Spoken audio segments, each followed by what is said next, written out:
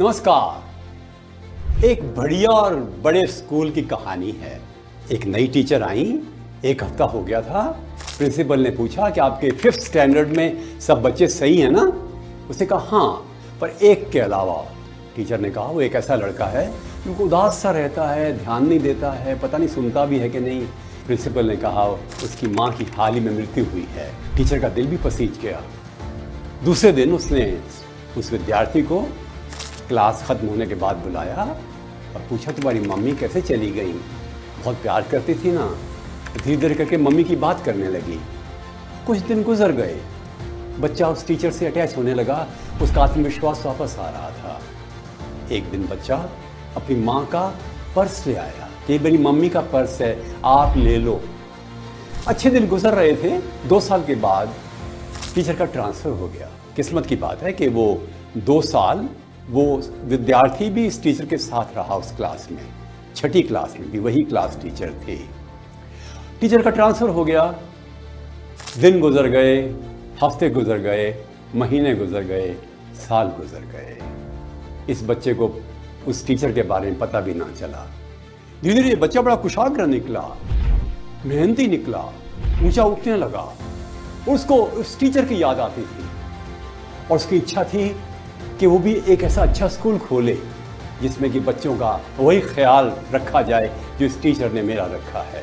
25 साल गुजर गए। इस विद्यार्थी ने जो बड़ा होकर बहुत बड़ा एक एंटरप्रेन्योर बन गया, अमीर आदमी बन गया। उसने एक शहर में बहुत बड़ा स्कूल खोला, modern, state of the art. वो चाहता था वो टीचर आए, पर उसको पता नहीं था वो टीचर कहाँ है। उसने विज्ञापन दिए अखबारों में, टीवी में, सोशल मीडिया में। कहा मैडम आप जहाँ भी हैं प्लीज़ उस दिन ज़रूर आ जाना जिस दिन मेरे बड़े स्कूल का इनॉग्रेशन है और आपके हाथों से मैं करवाना चाहता हूँ।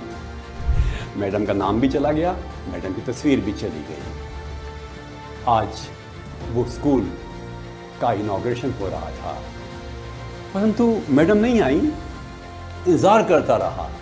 अरे वो आ गई। उसका दिल उछलने लगा। उसे जाकर आलिंगन किया अपनी माँ जैसी पुरानी टीचर को और आगे आगे ले आया। सीट एक उसके लिए अलग रखी थी उसने, जिस पर लिखा था माँ। कितनी सुंदर भावनाएं हैं। उसको माँ मानता था। ये कृतज्ञता का भाव था। आई लव यू वाली बात थी।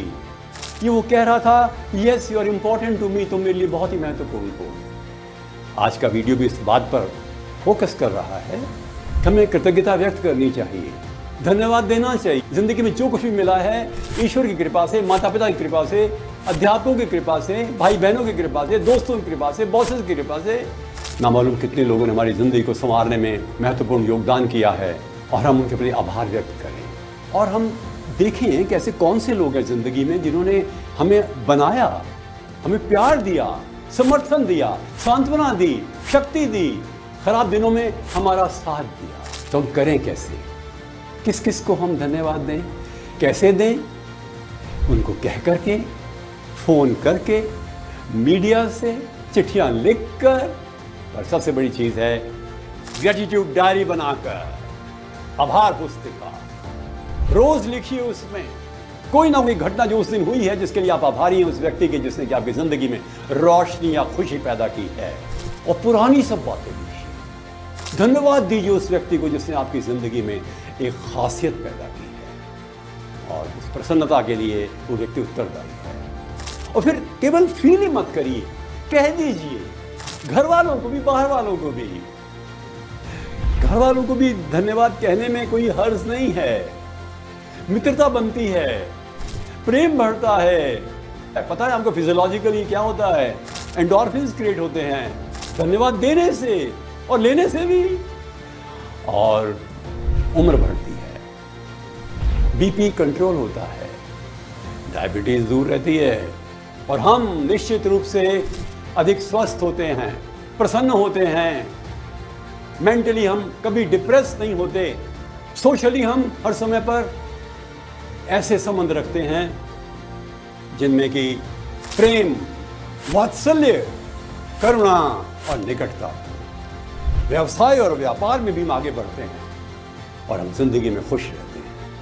The greatest emotion in life is gratitude, अर्थात आप आभार व्यक्त करें, धन्यवाद दें, क्योंकि धन्यवाद ही सबसे बड़ा धन्य है।